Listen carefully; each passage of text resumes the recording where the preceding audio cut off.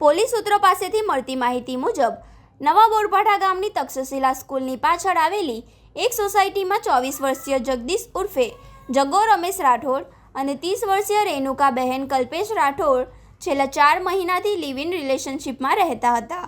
ગત રોજ સાંજે જમતી સમયે મોબાઈલ ફોનનો ઉપયોગ કરી રહ્યા હતા, જે બાબતે જગદીશ સાથે બોલાચાલી થઈ હતી.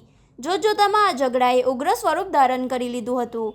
ગુસ્સા પરથી કાબુ ગુમાવનાર જગદીશે ઘરમાં રહેલા એક વજનદાર હથિયાર વડે રેણુકાબહેન પર તૂટી પડ્યો હતો. તેને રેણુકાબહેનના મોઢા પર તેમજ શરીરના અન્ય ભાગો પર ધડાધડ ઘા ઝીકી દીધા હતા. લોહીલુહાણ હાલતમાં ચીસાચીસ થતાં આસપાસના લોકો દોડી આવ્યા હતા. ગંભીર રીતે ઘવાયેલી રેણુકાબહેનને તાત્કાલિક સારવાર અર્થે ગરખોલ PHC સેન્ટર ખાતે ખસેડવામાં આવ્યા હતા.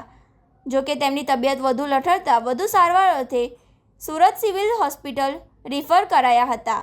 જ્યારે આજે સાંજે સવારે 7 વાગે સારવાર દરમિયાન તેમની આખરી શ્વાસ લીધા હતા.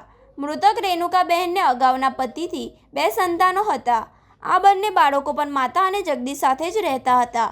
માતાની નજર સામે થયેલા આ લોહિયાળ ખેલ અને ત્યારબાદ માતાના મોતના પગલે બંને બાળકોએ છત્રછાયા ગુમાવી દીધી છે અને તેઓ આઘાતમાં સરી પડ્યા છે. હત્યારા જગદીશ ઉર્ફે જગ્ગાને પોલીસે દબોચી લીધો. ઘટનાની જાણ થતાં જ અંકલેશ્વર પોલીસનો કાફલો ઘટના સ્થળે દોડી ગયો હતો.